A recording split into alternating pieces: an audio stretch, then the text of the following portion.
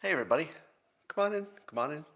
It's time for Coffee with Scott Adams, the best part of the day, every single time. And today will be no exception.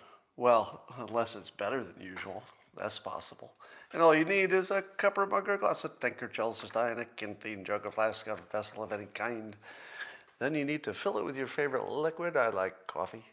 And join me now for the unparalleled pleasure of the dopamine hit of the day, the thing that makes everything better except those blurry UFO photographs.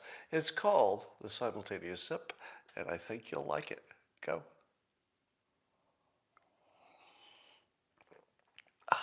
Yeah. Oh, yeah. Oh, yeah.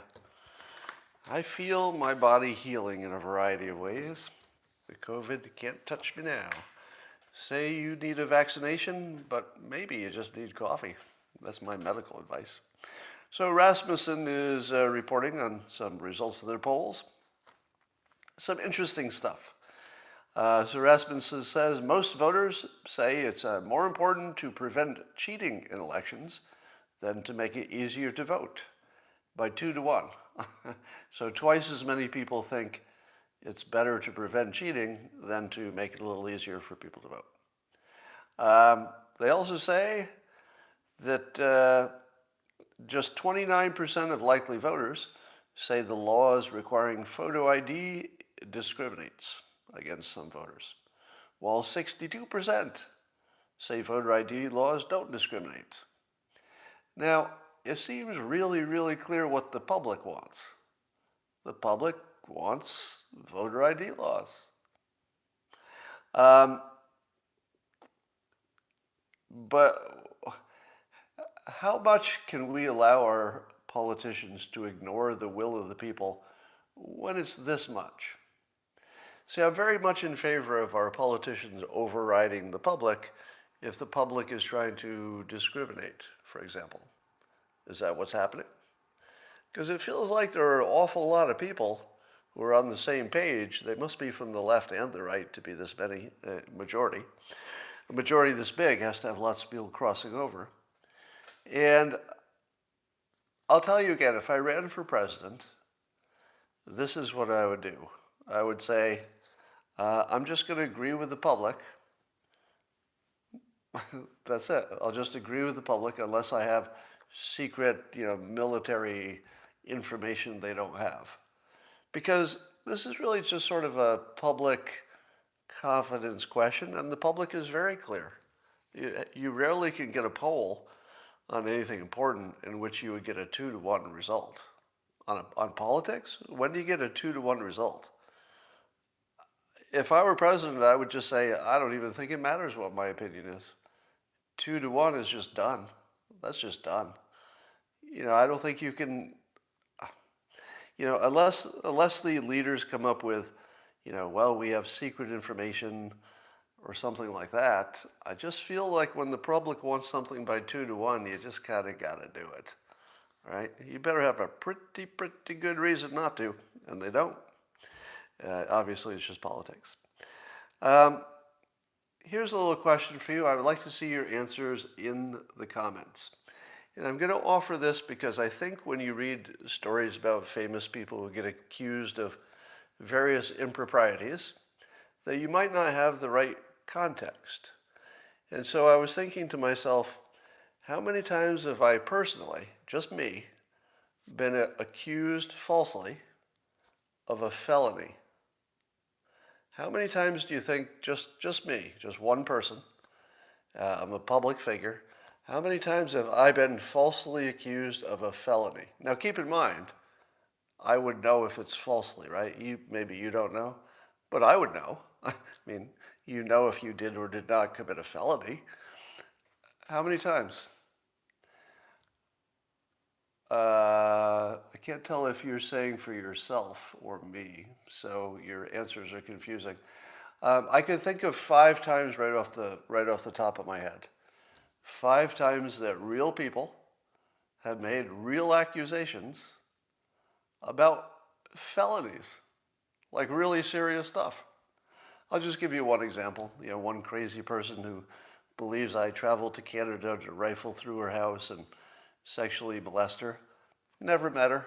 She lives in another country. Have no contact ever, even once. That's normal for famous people.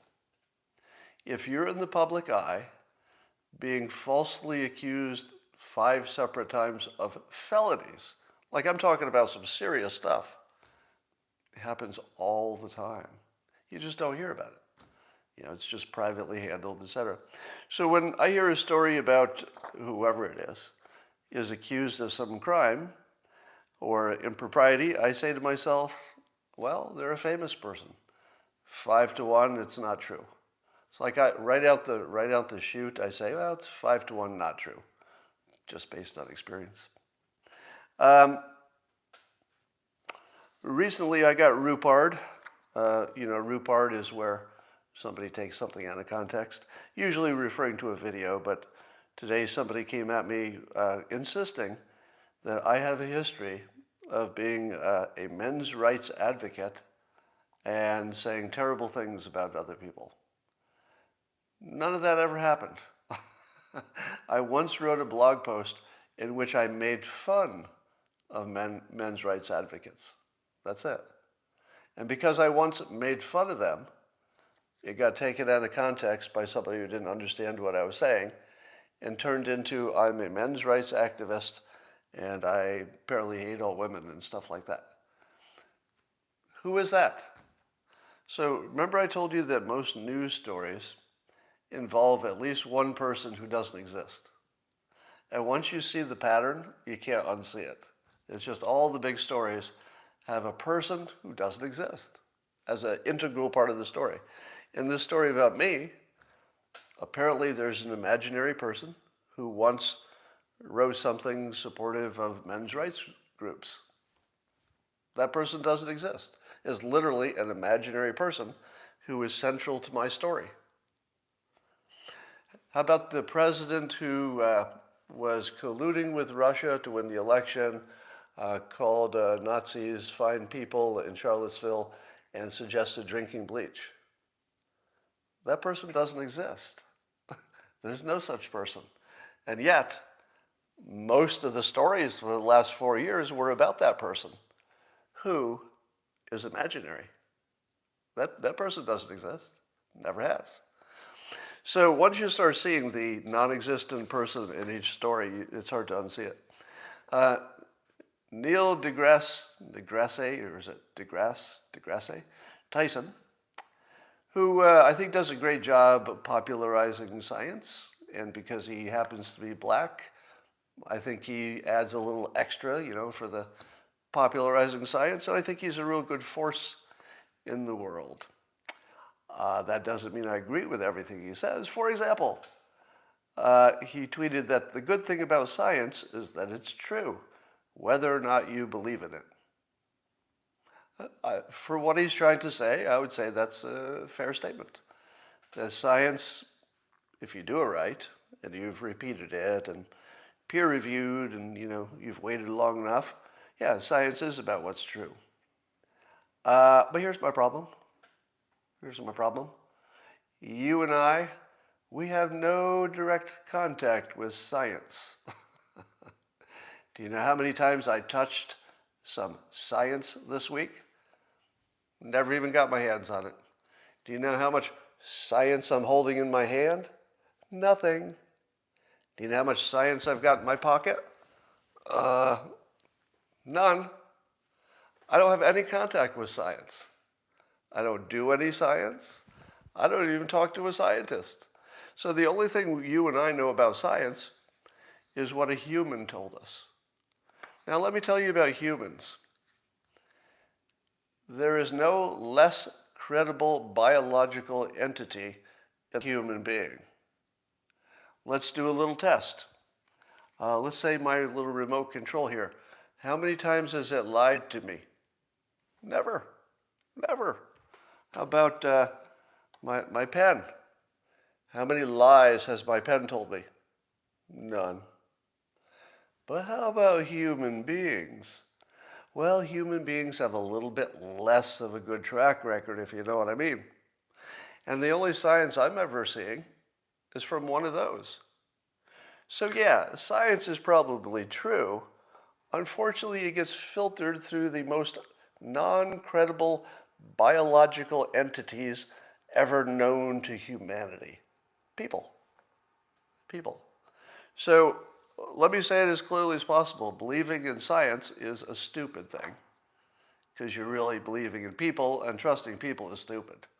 Really believing in people and trusting people is stupid. Can I just say that? So that's my opinion. All right, here's another Ruparred alert. If you don't know, being Ruparred usually means that somebody took a video and clipped out parts that reversed it. Usually means that somebody took a video and clipped out parts that reversed its meaning. And that happened again yesterday. How many of you saw the video of the military, the service member who got pulled over by two police people, and they got into a little war of words, and the next thing you know, he wasn't getting out of the car, and he got pepper sprayed, and etc. How many of you saw that video? If you saw the one that's on the news, you got Ruparred. You should see the whole video. It reverses the whole situation. If you watch the clip, you'll see a guy who's saying sort of reasonable things. You know, what's this all about?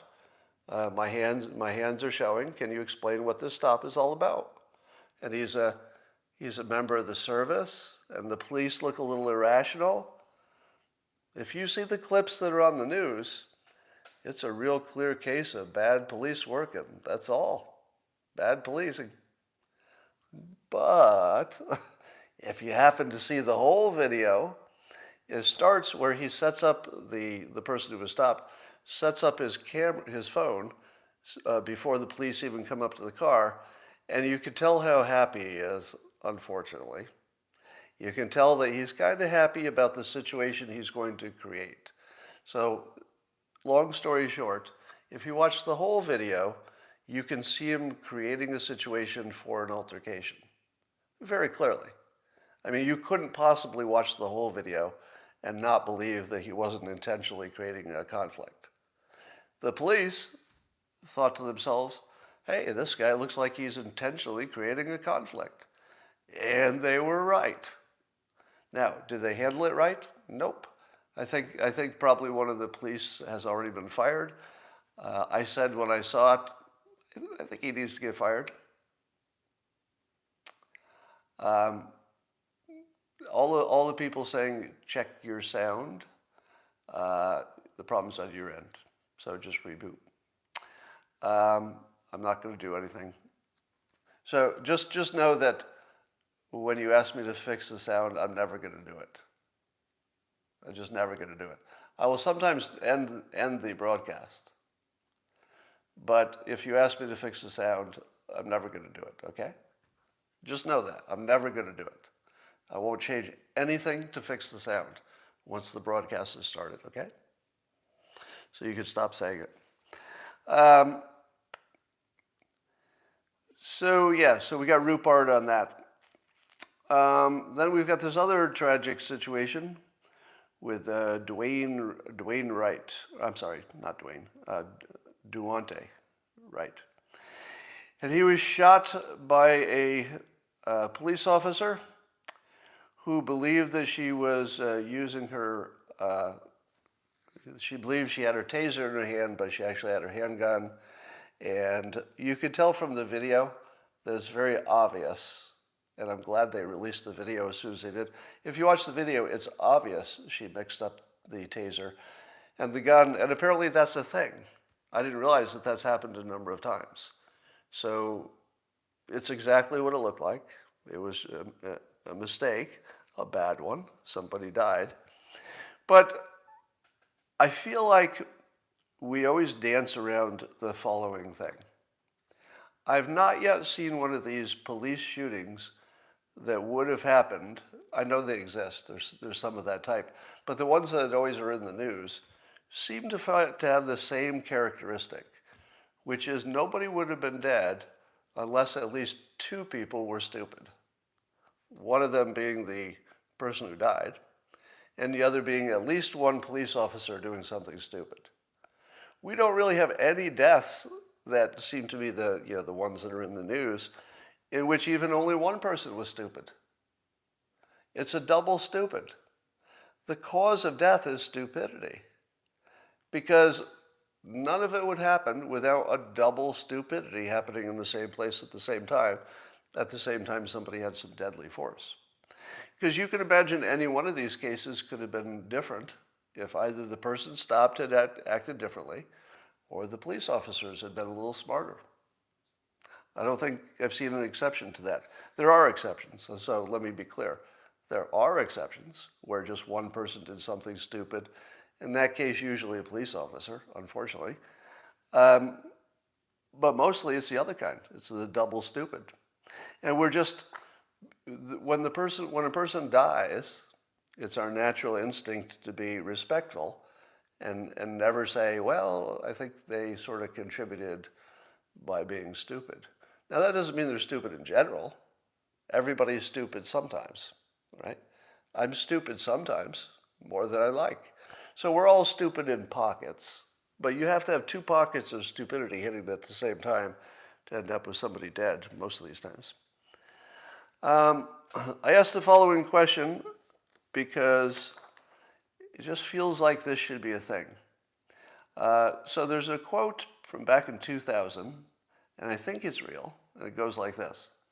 It is from former CIA director William Colby, and he is quoted by David McGowan, who wrote a book called Derailing Democracy in 2000. So there's a quote reported by somebody, so you don't know, you can't be 100% sure it was really said, but it's reported that this former CIA director said, and I quote, "The Central Intelligence Agency owns everyone of any significance in the major media." First of all, do you think he really said that? Maybe. But do you think it's true? Do you think that the CIA owns every major person in every major media in 2021? Well, here's how to figure that out. To answer your question, yes, the tasers do have a trigger. Some of the tasers have the form factor of exactly a pistol, with the safety in the same place and the trigger in the same place. There's a little weight difference, especially in the trigger, I'm told, but you wouldn't detect that in a moment of chaos. So yeah, it's a thing. Other people have pulled the trigger on the taser when thinking it's a gun. So that's actually something that happens. So much so that there's training to avoid it. If you have training to avoid it, it's a thing. All right, so anyway, if it's true that the CIA has basically owns every major media figure, meaning news figure, I assume, wouldn't that extend, because this was back in 2000, would that not have extended to social media by now? So that people who have large blue check accounts on Twitter, let's say, would they also not be owned by the CIA by now? Or worse, a foreign entity? It's only a matter of time, right? And so I asked the question of any blue checks out there, for the ones who talk about politics and have lots of followers, I asked how many of them have ever been approached by a domestic or foreign intelligence agency. As you might imagine, nobody said yes. Nope. Now that doesn't mean it's not happening, but it's not something somebody's going to say in a tweet. Now, people ask, Scott, why are you asking this? Is it because you were approached? Well, I'll tell you, I wouldn't have a way to know, which is the sort of fascinating part about it.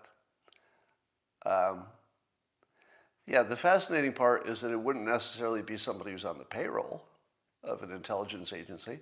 It would be somebody maybe associated with, or working in coordination with, or something like that.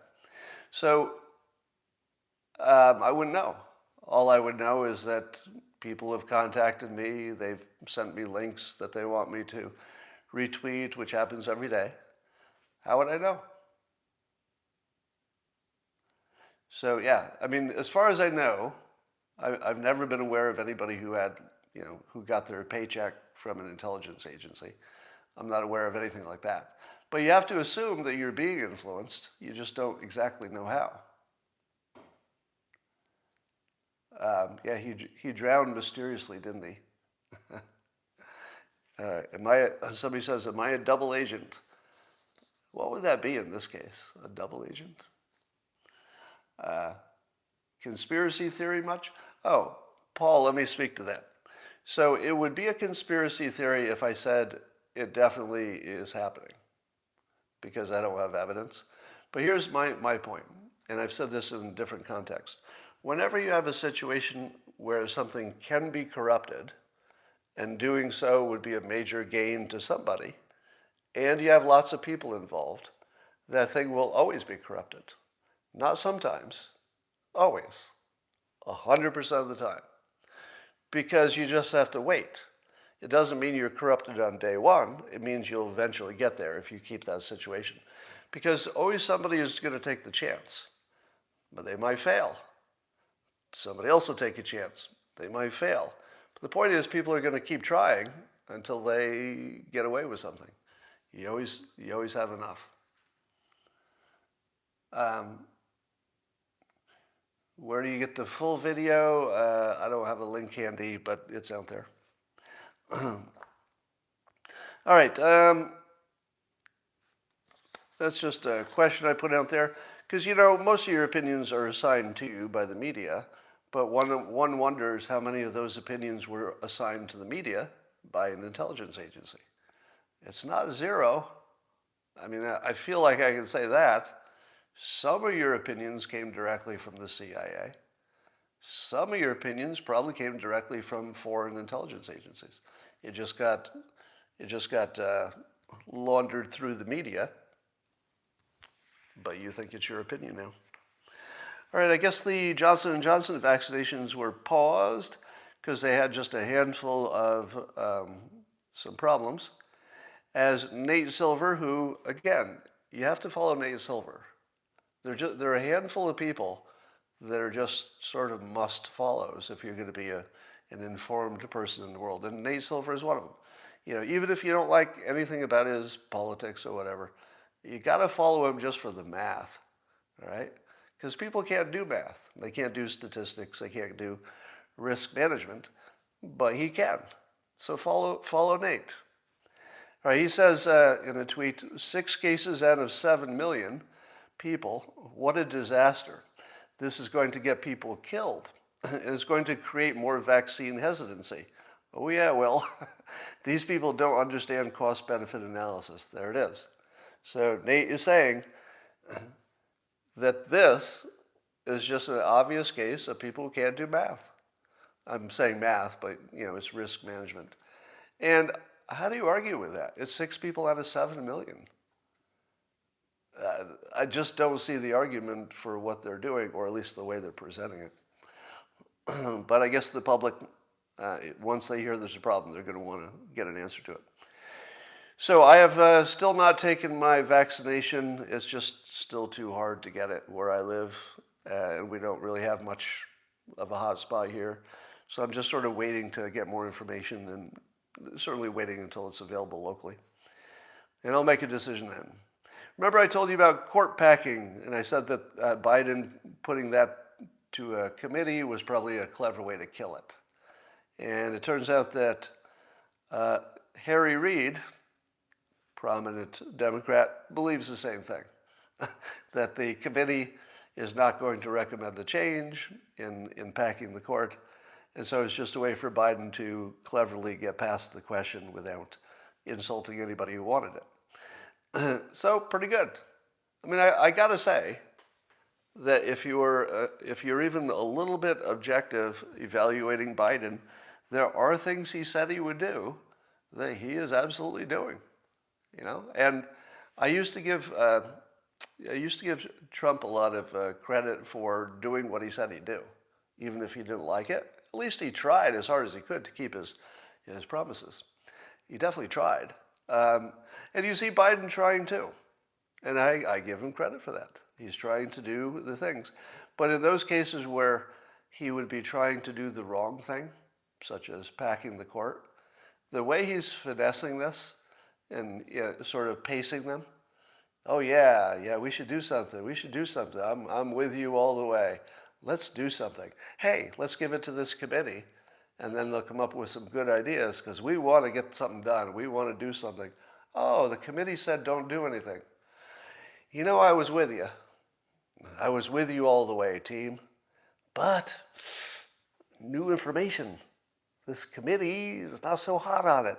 And listen to their arguments. I didn't hear it at first, but now I hear it. It's a pretty elegant way to handle it. I think reparations is going to go the same way. It'll get thrown off to a committee. The committee will say, we can't think of any way to do it that would work. And then Biden will look like the guy who took it seriously. It's pretty good. It's a pretty good technique. I mean, it's weaselly, but it works. Apparently, Biden administration has reached a deal with Mexico, Honduras, and Guatemala to increase border enforcement so that the migrants don't leave the country that they're in the first place. Does that sound familiar? Does it sound like exactly Trump's solution? It does, doesn't it? Because it's exactly Trump's solution. Did I tell you that Biden would be forced to do what Trump has already done in a variety of ways, and that Trump will just look better and better every year that goes by? Well, another example. Here's another example. Biden is basically just recreating both the policies and the problems that Trump had at the border. Why not use plausibility instead of conspiracy theory? Yeah, it's a plausibility theory. It could be true. That's a good adjustment. The problem with conspiracy theories is that people believe them, whereas the proper approach would be, what are the odds? It's plausible. Could be. Yeah, that's worth saying. Well, once again, the headline is that the U.S. government or the military have confirmed UFO pictures. That sounds way better than what it really is. And how clear do you think these pictures are? Pretty clear, like you can see the license plate on the UFOs? No, not so clear. More like a blurry smudge. A blurry smudge that looks like a plastic bag that just blew up in the air with the wind. That's what it looks like. But the news reports it as UFOs confirmed. Yeah, they're unidentified. That's confirmed. But no, there are no pictures of alien spaceships. There are some pictures of smudges that apparently fly. All right. There's a great article on Breitbart today from Nolte, N-O-L-T-E, and it says, rural Trumpers already live in tolerant utopia that leftists want. And he makes a good argument that everything that would be on the list of what the people on the left want, you know, low racism, everybody gets along, no crime, everything's clean, that already exists. The place that exists is wherever Trump supporters live. The place that those things don't exist is wherever there are lots of Democrats and is run by Democrats. And this matches my experience precisely. In fact, it matches my experience at this moment. How many times have I told you I'm left of Bernie? How many times have I disagreed with you on transgender sports? How many times have I disagreed with you on everything from universal education, UBI, healthcare, right? Whole bunch of stuff that I disagree with you on politics. But I've never felt more accepted or comfortable than I am with you group of people who are almost entirely politically different from me. Complete acceptance. You know, I'm kind of like an outsider in a sense. Now, of course, we did come together on support of Trump, but for sometimes different reasons, right? What I liked about him might have been completely different than what you liked. I liked, he was tough on China and a few other things, but I don't identify that as left or right.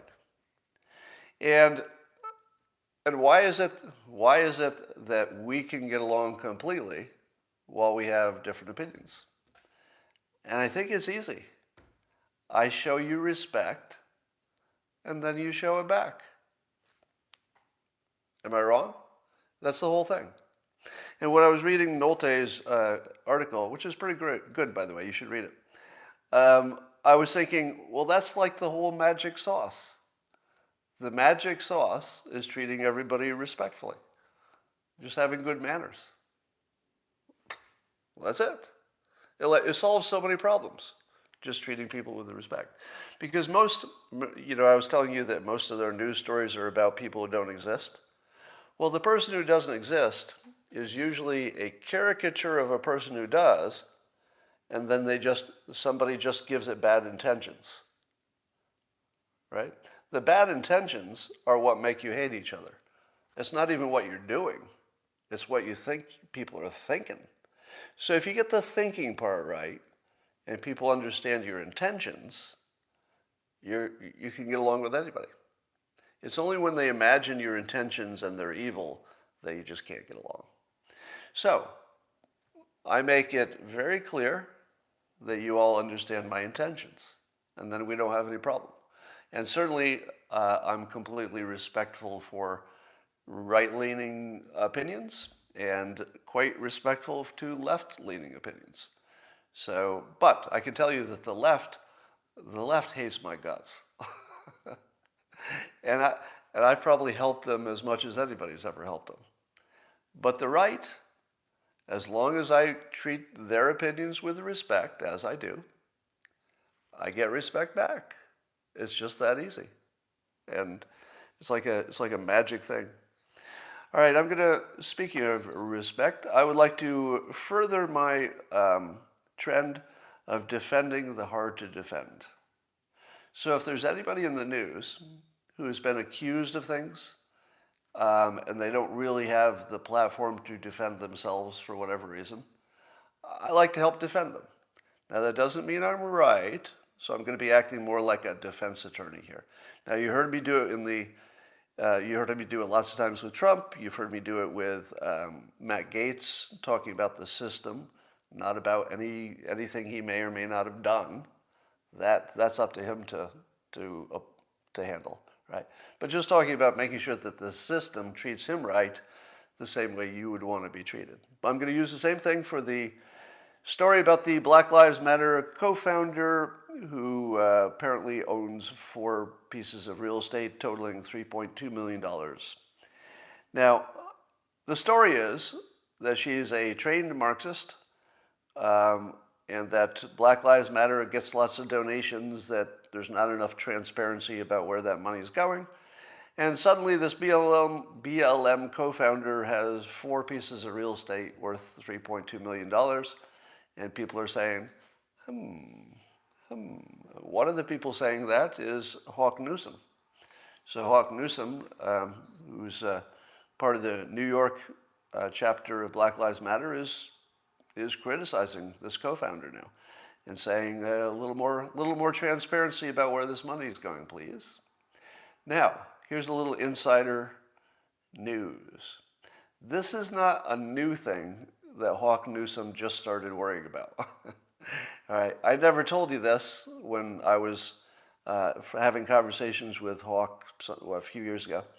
I never told you that privately, and I can say it now because he's saying it publicly, privately he was always concerned about the lack of transparency, that money was coming into the organization, but he wasn't seeing any.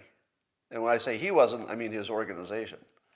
So when tons of money were going into the Black Lives Matter national or whatever, New York City, obviously one of the most important Black Lives Matter franchises, if you can call it that, he got none of it, right? Now, he probably wanted to, not make a thing about that until this news story broke, and it gave him an opening, and he took it quite smartly. And so I would back Hawk 100% on this, like I would back it in the elections, like I back it everywhere. You need full transparency to trust anything. The only kind of trust we have in this world is transparency. Everything else you don't trust. So Hawk is right on target. But let me defend the BLM co-founder. She is a successful author with a best-selling book. She's probably the kind of author that publishers want to give an advance and say, we'd like your next 3 books. That would be very typical. The amount that, just being involved as an author, the amount that she would have been paid for a best-selling book, in the assumption that maybe she even got more money or some is coming for future books, is pretty significant. And certainly enough to pay for all this real estate. Because I doubt she paid cash. She probably has loans on it or whatever. So there is no evidence, let me say this as clearly as possible, there is no evidence that this BLM co-founder did anything wrong. None. The same argument I made for the Matt Gaetz situation. We don't know what information might come up in the future, but at the moment, I'm not aware of any evidence that Matt Gaetz did a crime. I hear people talking from sources that we don't trust, but that's not really evidence, right? That we don't trust unnamed sources say they know something, right? Same thing here. There's literally no evidence of a crime. Now, there is evidence that as a trained Marxist, people are saying, this doesn't seem very Marxist. Shouldn't you be giving your money away instead of keeping it for yourself? To which I say, I do not think that is a fair criticism. It's a fair statement that she's not acting like a Marxist. That's a true statement, but I don't think it's a criticism, and here's why. And I'm going to be really consistent about this next statement on all situations. It's within the rules. She lives in a system that she didn't create, that has a set of rules that say you can buy things and keep it. And so she bought things and she kept it. I'd never blame anybody who is within the rules. Likewise, as much as I've been critical of Governor Newsom, the one thing I did not criticize him for is going to a restaurant that was open. If it's open, he can go there. Now, he was maskless with too many people, and he's apologized for that, blah, blah, blah. But as long as it was legal to go out to eat, still, he had every right to do it just like everybody else, right?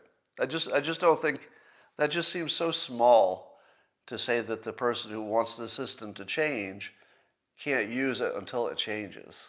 That's just too small of a criticism for me. So anyway, we might find out that the co-founder has done any number of terrible things, but there's no evidence of it, and I support her presumption of no crime, unless something changes. All right, let's see. There's a fake news about this, the shooting of Duante Wright. Apparently some people think it's because he had an air freshener. It took me about 5 seconds from the moment I first heard that the air freshener was the cause of the confusion for me to tweet, I would like to see this air freshener.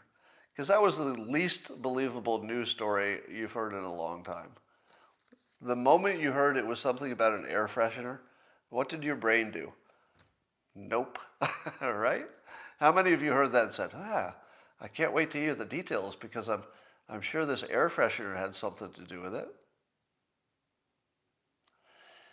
Question for Jay Foreman. I see you're using the word sophistry. If you're referring to me, could you let me know so I could block you? Because anybody who uses that criticism is too stupid to be on my live stream. But if you're talking about somebody else, I don't care. So we got that fake news about the air freshener. We know that's fake now. Apparently he had an arrest warrant and he resisted arrest, and I'm going to be honest. I I can't generate sympathy for people who resist arrest. As a human being, I have, empathy that's just sort of natural, and certainly empathy for the family and empathy for the person who died, but sympathy is different.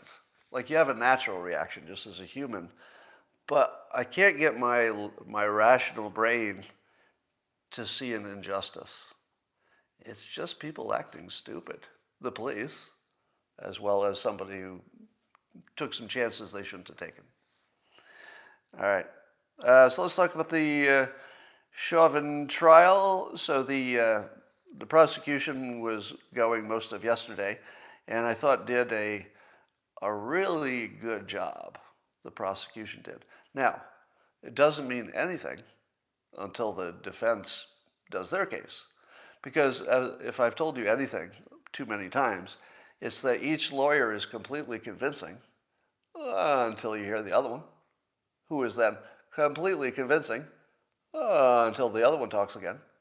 So you should not be influenced by how persuaded you were by either of the attorneys. You just sort of have to wait till they're done, because if you're experiencing what I'm feeling, the sense of whether he'll get convicted is just going seesawing back and forth, as it normally would, as each lawyer gets involved. But let me pull out a few key things.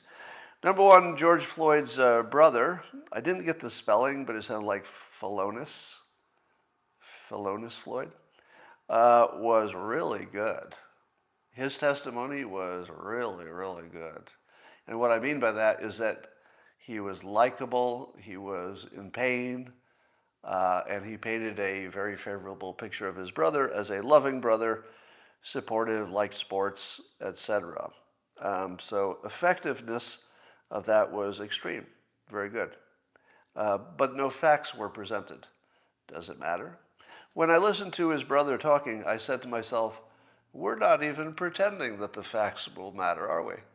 And why was it even allowed? I mean, I guess it's normal, right?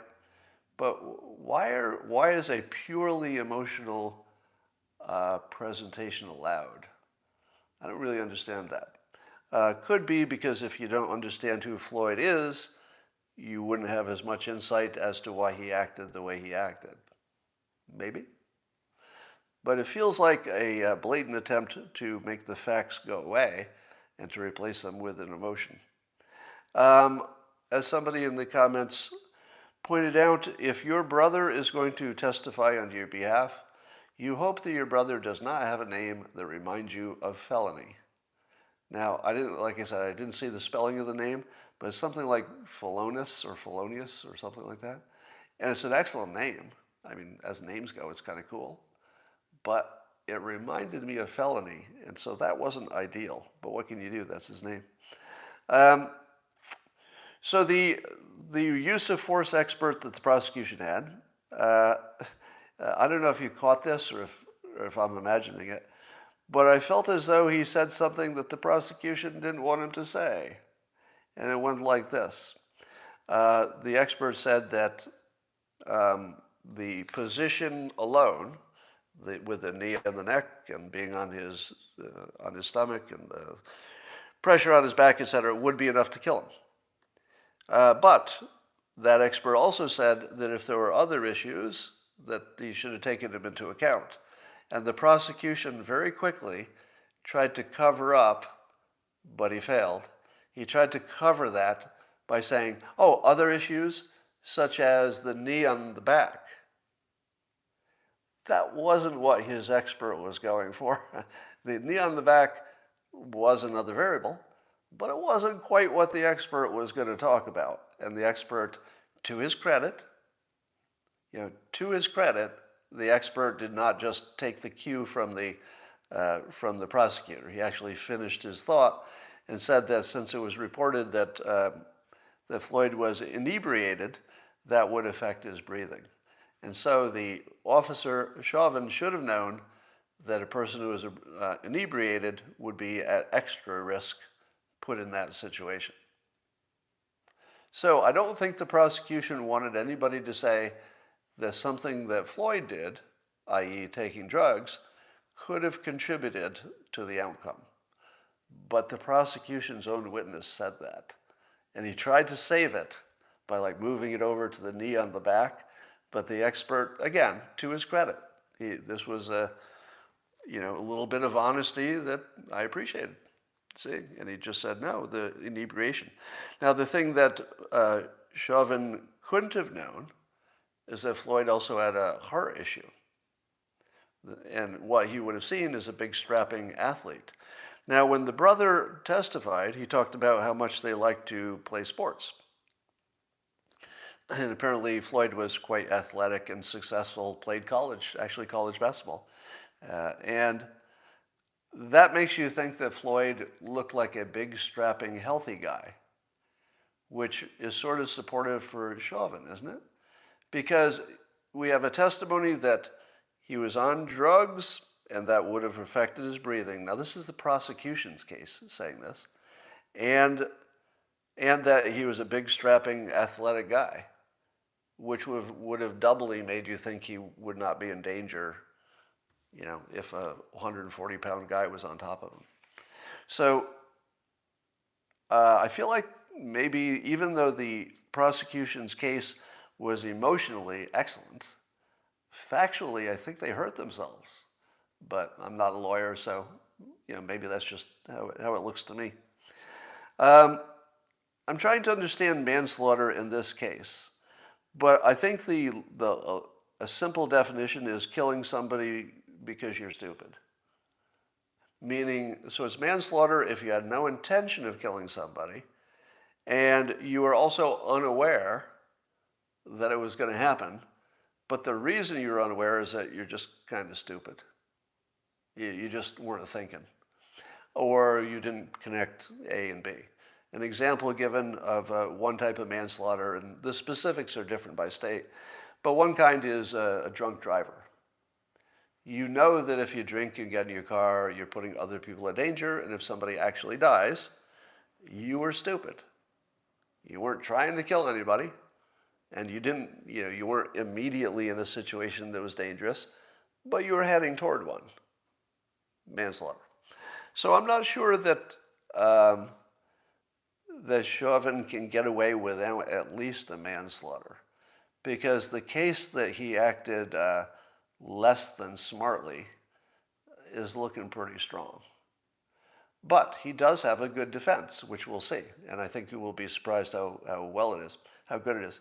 And the defense is that he was distracted by the crowd, that he didn't show any knowledge that he knew what was happening, etc. So we'll see if there's some lower degree charge that sticks. It feels like there will.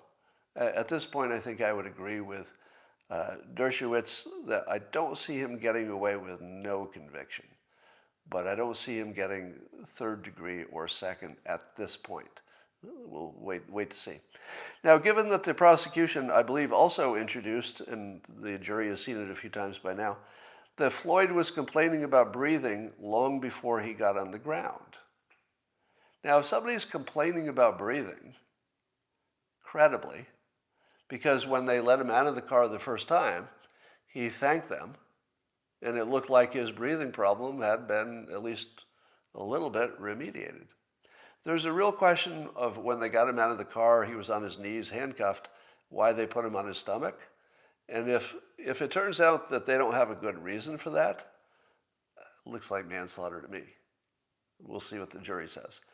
But let's wait for the defense. Because the defense may say, yeah, we had to put him down, and here's the reason, and maybe it'll make sense. We'll see. But I don't know of a reason. So as long as he had breathing problems before he was put down, I think that, and we also know that he lied to the officers by saying he did not take any drugs, which would have been an obvious lie to a police officer.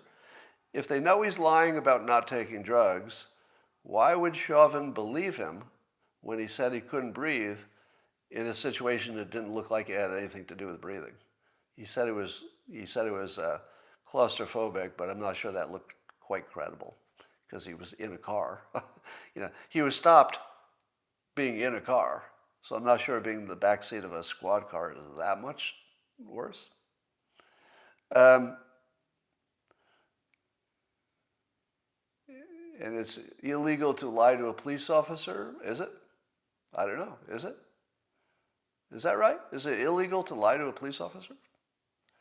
I didn't know that. It's not a good idea, but... So, yeah, we don't know if he would have died anyway. I don't think that can ever be an evidence. But we can certainly know that here's where I think the case is going to have to go to. I think you're going to have to show that a reasonable person, and that's the phrase being used, that a reasonable person could have been just as confused or made the wrong decisions just as Chauvin did, if they were wrong. So I think that the reasonable person defense still has some life. We'll see how far that gets them. I hear that the national academies said we must study the technology of blocking out the sun with some kind of special dust we would put in the atmosphere or some kind of chemical spray to literally reduce the impact of the sun. And people have said, quite reasonably, that sounds like a bad idea, because it seems like you go too far and you destroy the earth. I'm not as worried about it as you are. Here's why. I'm not worried because it would be easy to test it as small. You just put a little up there and say, all right, did anything change? And if it didn't, you put a little more up there. See if that makes any difference. And it would be nice to simply have the technology available so that, let's say, 20 years from now, things are getting really dire, if it goes that way. Temperatures have increased, we're getting more bad impacts. Well, then maybe you use it then, because at some point your risk-reward changes, right? Blocking out the sun today, probably a bad idea. Blocking out the sun in 25 years, taking a little edge off it in 25 years, is that still a bad idea? If it gets into an emergency situation in 25 years? I think it changes. And it might take us, a decade to test anything and even know if we have something there. So I'm not worried about us overdoing it. We're not going to do it right away. But we definitely ought to know our emergency options. It doesn't mean it happens just because we studied it. But I'm not as scared of it as you are, because I think we could look at it small, see what happens. What about farmers losing sun for crops? The whole point is you would not lower it below the point where you couldn't grow crops. Nobody's talking about that. We're only talking about getting rid of the hellacious heat. Apparently, new news came out that California is more likely to burn this year than any year in the past. Meaning that even though the sky was darkened in California all summer last year, it looks like this is going to be worse. It has to do with the dryness of the forests. They reached some kind of extra dry state that's pretty ugly. So California is going to burn again. We know that. And I don't know how we can keep our governor. I just don't know how we can keep him. If California catches on fire again, it's not like we didn't know it was coming.